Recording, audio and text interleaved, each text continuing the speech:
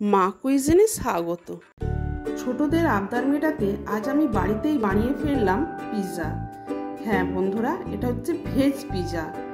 দেখুন একদম market style তৈরি হয়েছে, কি সুন্দর দেখতে লাগছে।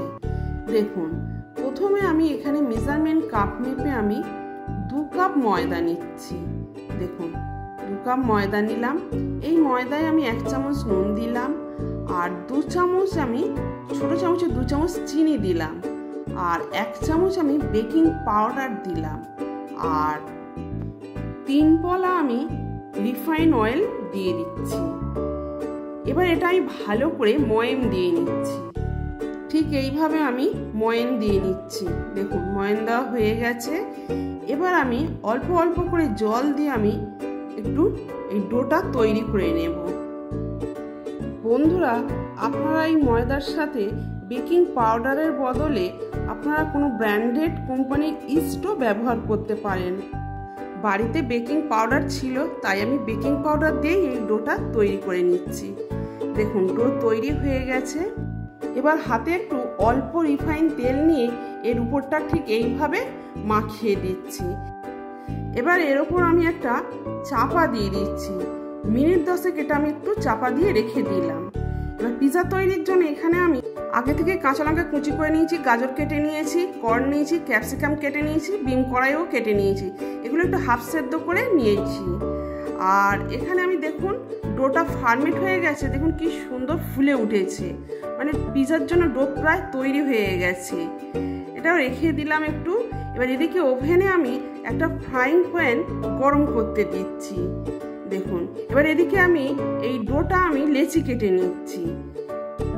প্রথমে আমি দুটো ছোট ছোট করে একটু ঠিক এরকম সাইজে দুটো লেচি কেটে নিলাম।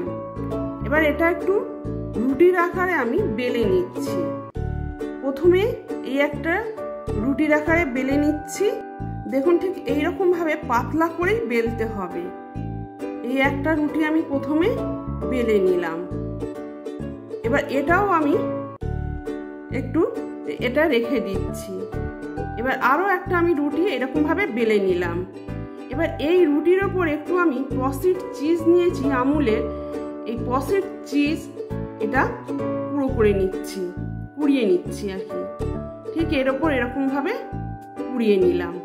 দেখুন এবার প্রথমে যে রুটিটা আমি তৈরি করে রেখেছিলাম, এই রুটিটা এর ওপর ঠিক এইভাবে আমি এটা চাপা দিয়ে দিচ্ছি।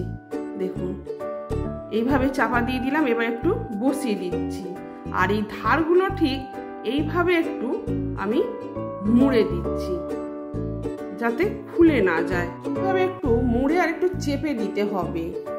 বন্ধুরা, আমাদের সোশ্যাল মিডিয়ার সাথে কানেক্টেড হতে গেলে ডেসক্রিপশন বক্সে দেওয়া লিঙ্কগুলিতে গিয়ে পেজগুলি ফলো করে দেবেন।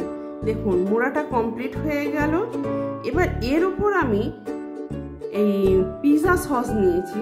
এই পিৎজা সসটা এর উপর আমি দিয়ে দিচ্ছি। পিৎজা সস দিয়ে দিলাম। এবার একটা চামচ দিয়ে আমি এটা একটু পুরো রুটিটা জুড়ে একটু মাখিয়ে দিলাম। আপনারা যেমন টেস্টটা বুঝবেন ততটা দেবেন। আমি বাচ্চাদের ক্ষেত্রে অল্প করেই দিলাম। দেখুন পিৎজা সসটা দেওয়া হয়ে গেল। এবার যে আমি ভেজিটেবলগুলো বয়েল করে রেখেছিলাম, এই ভেজিটেবলগুলো আমি ঠিক এর ওপর এইভাবে কর্ন, ক্যাপসিকাম, গাজর, সামান্য কাঁচা লঙ্কা সব দিয়ে দিলাম।